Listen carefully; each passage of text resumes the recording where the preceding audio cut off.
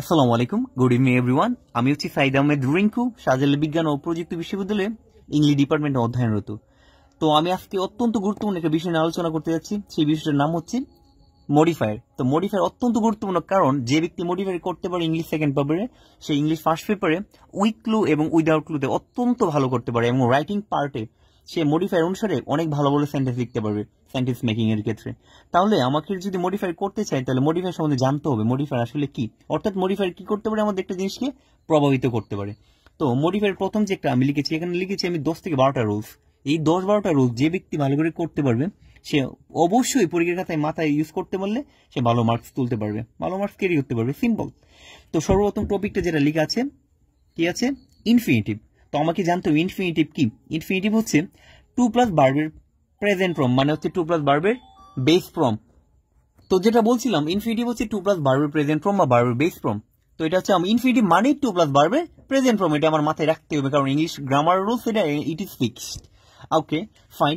তো আমি লিখতে পারি ইনফিনিটিভ, কিছু উদাহরণ লিখলাম, to eat, to go, to do, to make, মানে প্রত্যেকটা ওয়ার্ডে হচ্ছে টু লিখার পরে ভার্বের বেস ফর্মগুলো আমি দেওয়া আছে। কারণ বেস ফর্ম বলতে কি, বা ভার্বের প্রেজেন্ট ফর্ম বলতে এটা বুঝে যে একটা ভার্বের 3টা ফর্ম থাকে, প্রেজেন্ট ফর্ম, পাস্ট ফর্ম, একটা পাস্ট পার্টিসিপাল ফর্ম। তো এটা হচ্ছে আমার ভার্বের 1 নাম্বার ফর্ম, যেটা হচ্ছে আমার বেস ফর্ম দিয়েই আমার ইনফিনিটিভ হয়ে যাবে। তো অর্থাৎ আমি একটা বাক্য লিখলাম এখানে, I went to market dash a mobile phone. অর্থাৎ আমি বাজারে গেলাম কিসের জন্য? আই ওয়েন্ট টু মার্কেট, আমি বাজারে গেলাম এ মোবাইল ফোন, একটা মোবাইল ফোন, কিসের জন্য, কি করার জন্য? আমাকে ডিরেকশন বা মডিফায়ার হিসেবে আমাকে বলা আছে ইউজ অ্যান ইনফিনিটিভ, একটা ইনফিনিটিভ করার জন্য। মানে আমি বাজারে গেলাম একটা ইনফিনিটিভ কি করার জন্য? একটা বাজারে গেলাম, ইনফিনিটিভ করতে হবে বাক্যটাকে। আমি বাজারে গেলাম একটা মোবাইল ফোন কি করার জন্য? কিনার, ধরেন অনেকে তো মোবাইল ফোন কিনতে যায় বাজারে। তো লিখতে পারি আমি টু লিখার পরে বাই লিখবো, মানে টু লিখে টু বাই, এটা হচ্ছে কি ভার্বের প্রেজেন্ট ফর্ম হয়ে গেল। অথবা অনেকে ভাবতে পারে এটা স্বাধীন মতো করতে পারে, অনেকে ভাববে আমি মোবাইল কিনতে যাবো না, আমি মোবাইল মেরামত করতে যাবো বা অন্য কিছু করতে যাবো। তাই অনেকে লিখতে পারে I went to market to repair, to লিখার পরে মূল ভার্ব প্রেজেন্ট ফর্ম দিলেই আমার কাজটা হয়ে যাবে। অর্থাৎ আমি একটা জিনিস জানতে পারলাম যে ইনফিনিটিভ ব্যাপারটা হচ্ছে টু লিখার পরে ভার্বের প্রেজেন্ট ফর্ম, এটা লিখলে হচ্ছে ইনফিনিটিভ এর কাজ হয়ে যাবে, ঠিক আছে? তো এটার একটা বাক্য আমি যদি আরেকটা উদাহরণ লিখি, suppose I like dash Apple. আচ্ছা, আমি আপেলকে কি করতে পছন্দ করি, আমাকে সাপোজ বলা হলো ইউজ অ্যান ইনফিনিটিভ। তো এখানে এটা আমাকে বলা হলো আই লাইক অ্যাপল, আমি অ্যাপলকে কি করতে পছন্দ করি, ধরেন খেতে। তাহলে খাওয়া ইংলিশ কি আমার চিন্তা করতে হবে, ইট। তো লিখবো, যেহেতু বলা আছে এখানে আমার ইনফিনিটিভ করতে হবে, তা I like to it Apple, আমার আপেল খেতে ভালো লাগে। তো এই যে ব্যাপারটা, এটা হচ্ছে ইনফিনিটিভ। ইনফিনিটিভ মানে টু প্লাস ভার্বের প্রেজেন্ট ফর্ম, এটাই গেল। তো নাম্বার 2, তো 2 নাম্বারটাতে আসি আমি, তার নাম কি প্রেজেন্ট পার্টিসিপল। অর্থাৎ প্রেজেন্ট পার্টিসিপল ব্যাপারটা কি, যে কোনো একটা ভার্ব থাকবে, ভার্বের প্রেজেন্ট ফর্মের সাথে যখন আমি ভার্বের সাথে আইএনজি লাগিয়ে দিব, তখন এটা হয়ে যাবে প্রেজেন্ট পার্টিসিপল। যেমন কিছু আমি উদাহরণ লিখলাম এখানে, barking, running, flying, darkening, playing. So এই যে ওয়ার্ডগুলি আছে এখানে, প্রত্যেকটা ওয়ার্ডের সাথে আমি কি যুক্ত করেছি? আইএনজি। অর্থাৎ যে কোনো একটা ভার্বের প্রেজেন্ট ফর্মের সাথে আইএনজি লাগালেই আমার কি হয়ে যাবে, এটা প্রেজেন্ট পার্টিসিপল হয়ে যাচ্ছে। তো আমি যদি উদাহরণের ক্ষেত্রে এক্সাম্পলে আসি, I saw a dash bird, I saw a dash bird, আমাকে বলা আছে ইউজ প্রেজেন্ট পার্টিসিপল। তো আমাকে বলা আছে এটা যেহেতু present participle, I saw a dash bird, আমি একটা পাখি দেখেছি। কেমন পাখি দেখেছি চিন্তা করেন তো, আমি অর্থ অনুসারে আমি একটা কেমন পাখি, উড়ন্ত পাখি। তো উড়ন্ত পাখি ইংলিশ কি, ফ্লাইং না? তো ফ্লাই এর সাথে যখন আইএনজি লাগাবো, তখনই তো এটা কি প্রেজেন্ট পার্টিসিপল হয়ে যাচ্ছে অর্থ অনুসারে। তো এই ক্ষেত্রে আমি কি লাগাতে পারি এখানে, I saw A flying bird. তো এই যে আমি এটা করতে পারি, ঠিক আছে? তো এটা হচ্ছে আমার গেল, বুঝলাম না এটা। এরপর একটা দ্বিতীয় বাক্যতে আসি, আই সো এ গার্ল, আমি একটা মেয়েকে দেখলাম, ইউজ প্রেজেন্ট পার্টিসিপল আমাকে করার জন্য বললো। আমি একটা মেয়েকে দেখলাম, সে কি করতেছে, সাপোজ সে দৌড়তেছে, আমি রানিং দিলে হয়ে যাবে। আমি একটা মেয়েকে দেখলাম সে গান বলতেছে, সাপোজ। তো গান বলা ইংলিশ কি, সিং। তো I so a girl singing, মানে যখন ভার্বের প্রেজেন্ট ফর্ম থাকবে এর সাথে আমি কি যুক্ত করব, আইএনজি যুক্ত করব, তখন এটা কি হয়ে যাবে, প্রেজেন্ট পার্টিসিপল হয়ে যাবে। তাহলে হচ্ছে আমার দুইটা চলে গেল, একটা হলো কি ইনফিনিটিভ, ইনফিনিটিভ মানে কি টু প্লাস ভার্বের প্রেজেন্ট ফর্ম, ওকে ফাইন। আর নাম্বার 2 যেটা হচ্ছে প্রেজেন্ট পার্টিসিপল। প্রেজেন্ট পার্টিসিপল কোনটা, যখন যে কোনো একটা ভার্বের প্রেজেন্ট ফর্মের সাথে আমি আইএনজি যুক্ত করব, তখন এটা হয়ে যাবে কি প্রেজেন্ট পার্টিসিপল, ক্লিয়ার? আচ্ছা, এবার আসি পাস্ট পার্টিসিপল। আচ্ছা, একটা ভার্বের যেহেতু 3টা ফর্ম থাকে, যেটা আমরা 3 নাম্বার বা বিট্রি বলি, এটাকে বলে পাস্ট পার্টিসিপল ফর্ম। তো পাস্ট পার্টিসিপল ফর্ম হচ্ছে, আপনারা জেনে রাখবেন অবশ্যই যে পাস্ট পার্টিসিপল ফর্ম অধিকাংশ ক্ষেত্রে অ্যাডজেক্টিভ হিসেবে কাজ করে, ওকে ফাইন। তো আমি এবার এটা আসি, past participle. What is past participle? ভার্বের পাস্ট পার্টিসিপল ফর্ম আগে যেটা বলেছি আমি। তো যেমন সেন্ট, ওয়ারিড, রিটেন, গন, ডান, রোটেন। সো এই যে ব্যাপারগুলো আছে এগুলো সবগুলো ভার্বের পাস্ট পার্টিসিপল ফর্ম। তো এবার আমি যদি উদাহরণে আসি, যেমন I have bought some mangoes. Okay, আমি কিছু আম নিয়েছি। কেমন ম্যাঙ্গোস? এখন ধরেন I have bought some mangoes, আমাকে বলা আছে ইউজ এ পাস্ট পার্টিসিপল। তো আমি কেমন ধরনের আম কিনেছি, বা আমি কিছু আম কিনেছি বা আম নিয়েছি। সাপোজ আমি পচা আম নিয়েছি, মানুষ তো পচা আম নেই না, ভালো আমই নেই। তো আমি কিছু আম পেয়েছি বা নিয়েছি, আমি কোন ধরনের আম নিয়েছি? পচা। পচা ইংলিশ কি? রোটেন। তো এটা লিখতে পারেন I have bought some rotten mangoes. পারবো তো নাকি? তো ব্যাপারটা হচ্ছে এরকম যে আমি আম নিয়েছি কেমন আম? পচা আম, রোটেন, যেটা পচে গেছে বা যেটা হচ্ছে নষ্ট হয়ে গেছে, এরকম টাইপের আম। তো এই যে রুটেন দিলাম, রুটেন, তো এখানে রুটেন হচ্ছে মূল ভার্বের পাস্ট পার্টিসিপল ফর্ম। অর্থাৎ আমি যখন যে কোনো একটা সেন্টেন্সের ক্ষেত্রে ভার্বের পাস্ট পার্টিসিপল ফর্মটা ইউজ করবো, তখন এটা হচ্ছে past participle. Just simple, clear? আচ্ছা, তারপরে আসি সবচেয়ে সহজ, যেটা হচ্ছে ইন্টেন্সিফায়ার নাম্বার 4।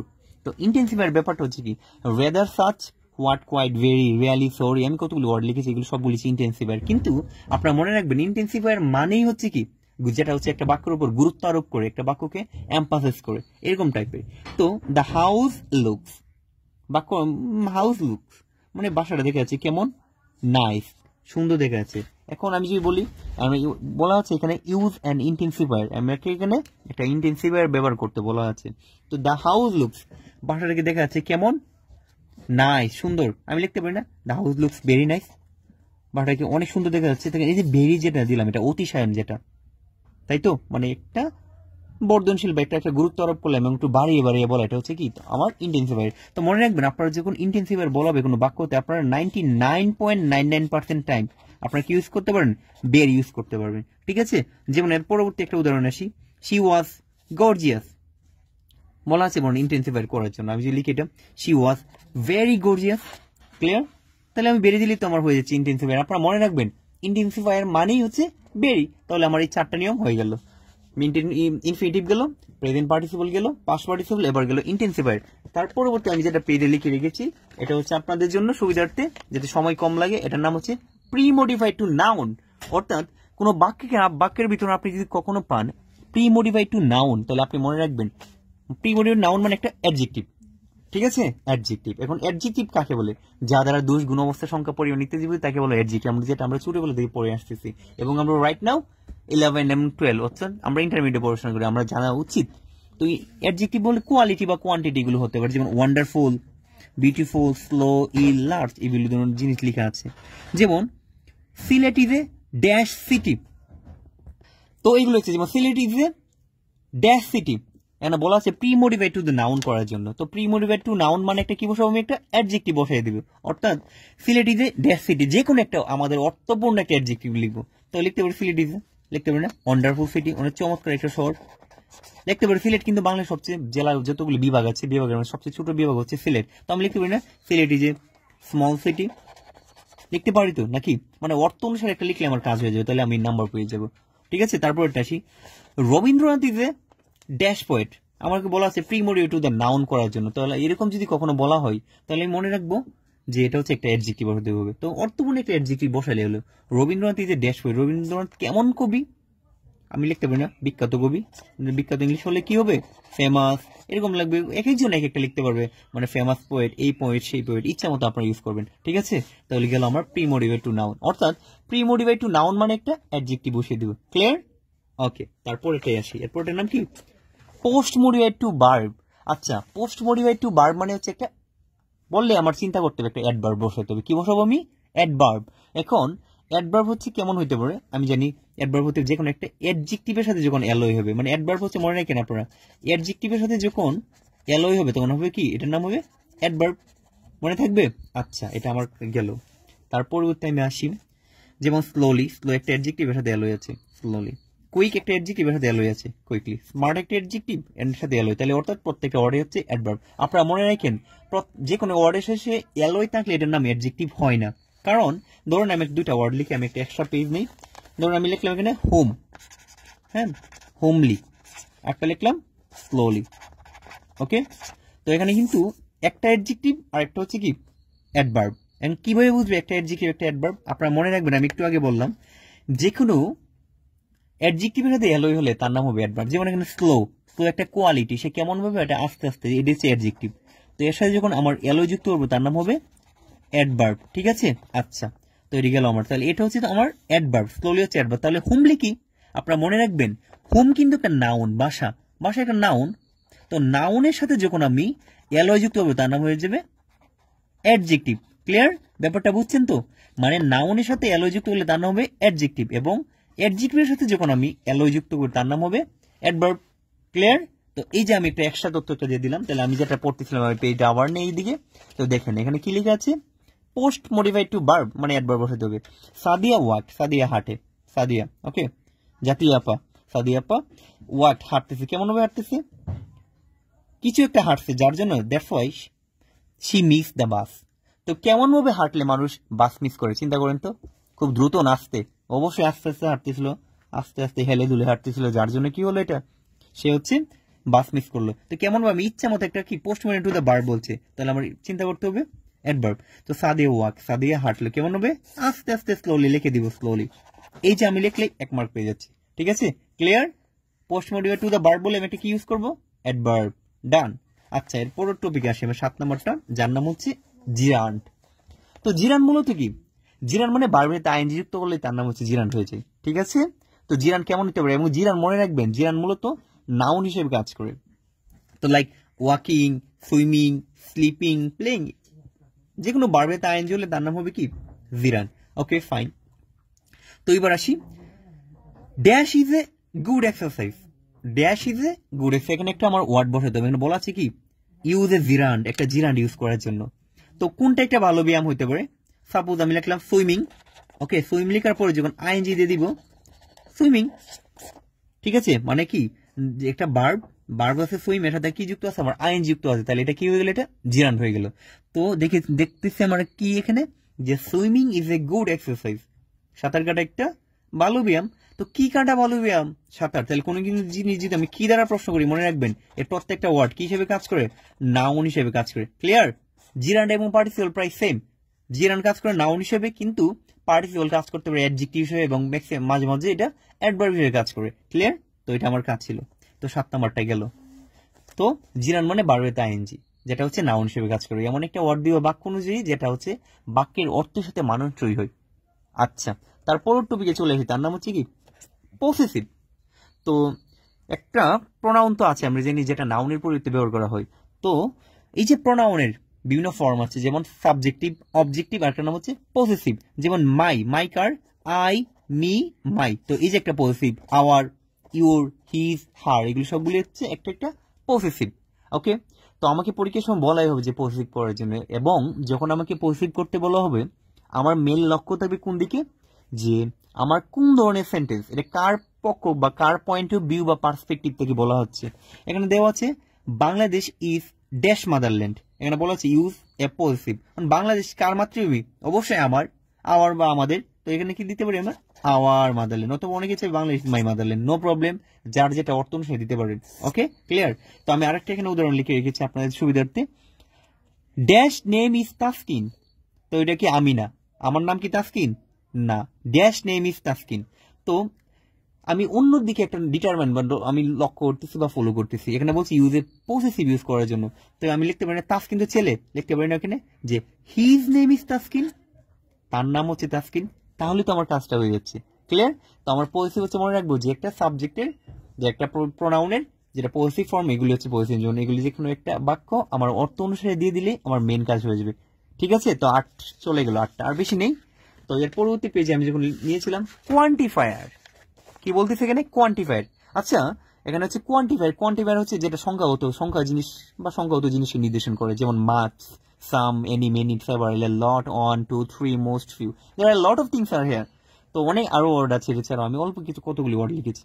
তো আপনার মেইন টার্গেট থাকবে এটাই, যে আমি কি করতেছি বা না করতেছি। ওকে, দেখেন এখানে বলা আছে আই হ্যাভ ড্যাশ চকলেট। ওকে, তো এখানে বলা আছে ইউজ এ কোয়ান্টিফায়ার। তাহলে আমি যেখানে একটা অর্থ আমার হচ্ছে, আমাকে কেউ দেখবে না এটা অর্থের সাথে মিলতেছে কিনা বা কোনো কিছুর সাথে হইতেছে কিনা, আমার হচ্ছে অর্থবোধ একটা ওয়ার্ড এবং একটা যুক্তি সম্পন্ন বসাই দিলে আমার কাজ কিন্তু হয়ে যাচ্ছে।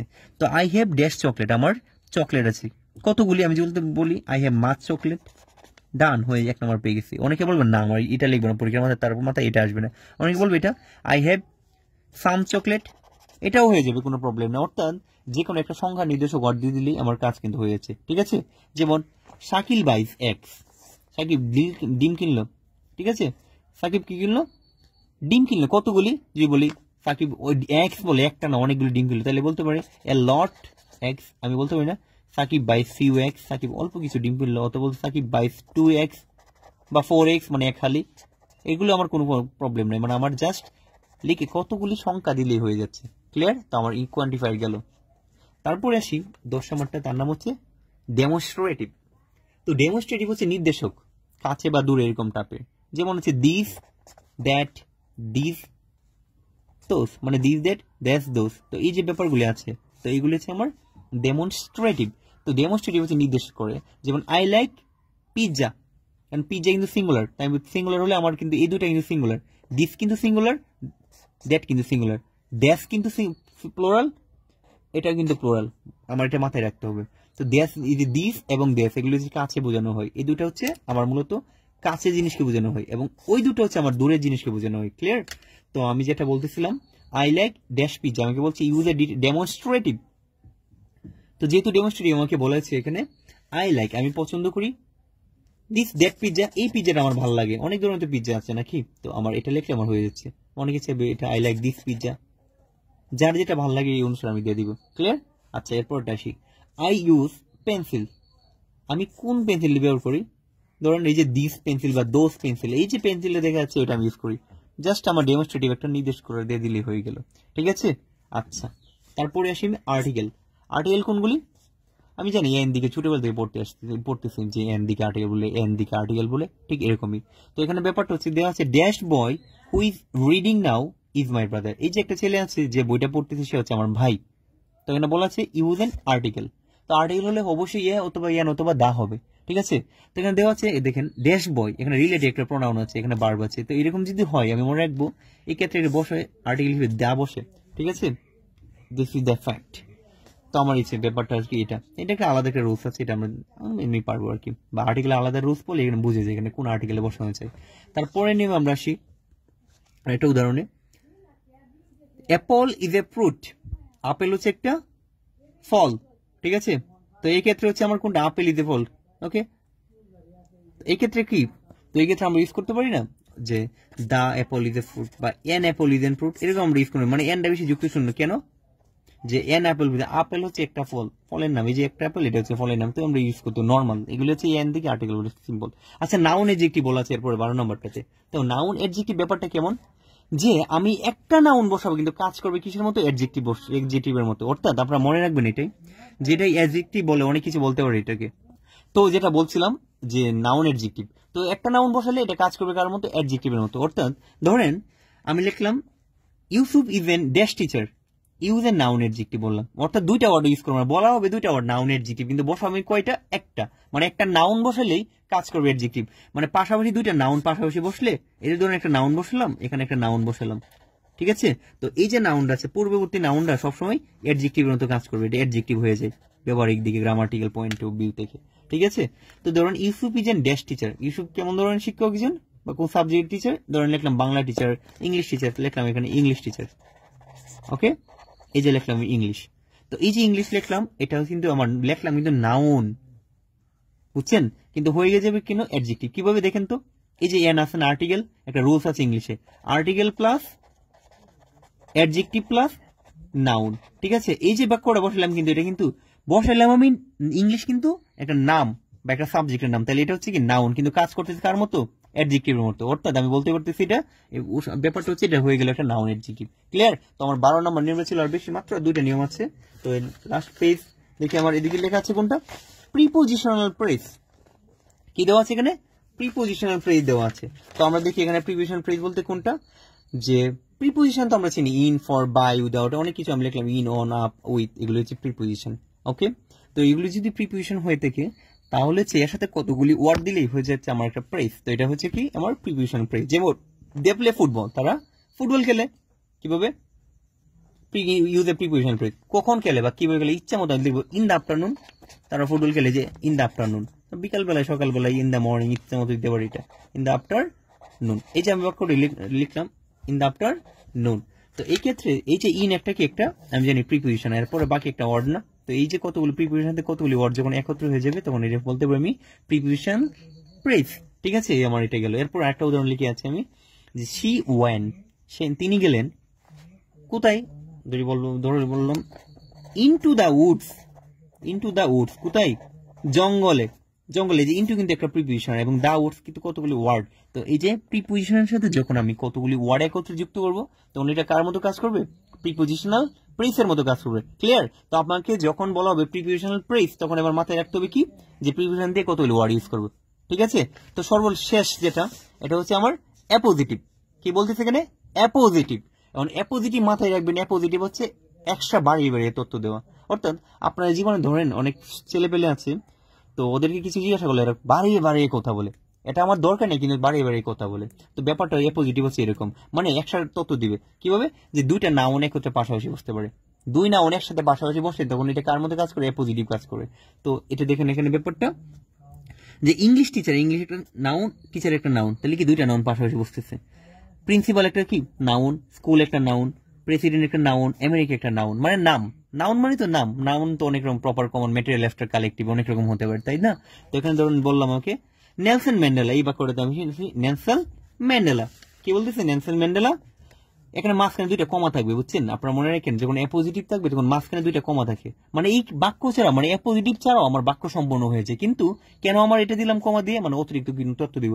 নেলসন ম্যান্ডেলা আপনারা অবশ্যই সবাই চিনেন, তিনি সাউথ আফ্রিকার অনেক বড় একজন লিডার ছিলেন, যিনি বর্ণবাদের বিরুদ্ধে অনেক কাজ করেছেন, যাতে দেশ থেকে বর্ণবাদটা সরে দেয়।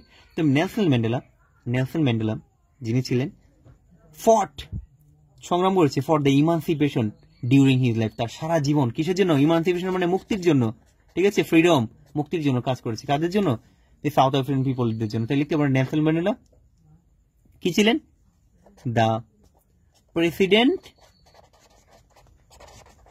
অফ সাউথ আফ্রিকা, দক্ষিণ আফ্রিকার কি ছিলেন তিনি, প্রেসিডেন্ট ছিলেন। এই যে ব্যাপার, প্রেসিডেন্ট একটা নাউন আর সাউথ আফ্রিকার নাউন, তো হয়ে গেল না এটা আমার পজিটিভ, মানে দুইটা নাউন পাঠ হয়, এই যে একটা নাউন, এই যে একটা নাউন হয়ে যাচ্ছে। আমার অনেকে ভাববেন না আমি উঠে দিব না, ধরুন লিখি এটা নেলসন ম্যান্ডেলা এ ব্ল্যাক লিডার, একজন খ্রিস্টাঙ্গ কি ছিলেন, নেতা ছিলেন। এই যে ব্ল্যাক একটা নাউন, লিডার একটা নাউন, এই যে ব্যাপারগুলি, তো এইগুলি আমার কি হিসেবে কাজ করতেছে, অ্যাপোজিটিভে কাজ করতেছে। অর্থাৎ আমার এখানে মডিফায়ার সবগুলি কমপ্লিট হয়ে গেল। সো গাইস, তো আমি হচ্ছে অনেকক্ষণ সময় নিয়ে করলাম, আমি চেয়েছিলাম যে এটা হচ্ছে আপনাদের লাইভে পড়াবে, কিন্তু লাইভে হচ্ছে ব্যাপারটা হচ্ছে ঝাপসা হয়ে যায়, ব্লার হয়ে যায়, এবং বিদ্যুতের একটা ব্যাপার সেবার আছে, আপনারা জানতেছেন দেশে ক্রান্তিকাল চলতেছে। তো আমি চেষ্টা করেছি আমার সর্বোচ্চ দেওয়ার জন্য এখানে। তো আপনারা আশা করি আপনার যদি কোনো উপকার হয় আপনার বন্ধুদের মধ্যে শেয়ার করে দেন, তারাও কিছু জানুক, তারাও কিছু শিখুক। তো এই জন্য, এবং এই পয়েন্ট আরিফুর পয়েন্ট থেকে এবং আমি সাইদ আহমেদ রিঙ্কুর পক্ষ থেকে অসংখ্য ধন্যবাদ এবং শুভকামনা জানিয়ে এবং ঈদ মুবারক জানিয়ে আমার ক্লাসটা এখানে শেষ করলাম। অর্থাৎ পরবর্তী অন্য কোনো ক্লাসে দেখা হবে আপনাদের সাথে। ততদিন ভালো থাকবেন, সুস্থ থাকবেন, নিজের জানমালের খেয়াল রাখবেন। সবাইকে ধন্যবাদ এবং আসসালামু আলাইকুম রহমতুল্লাহ।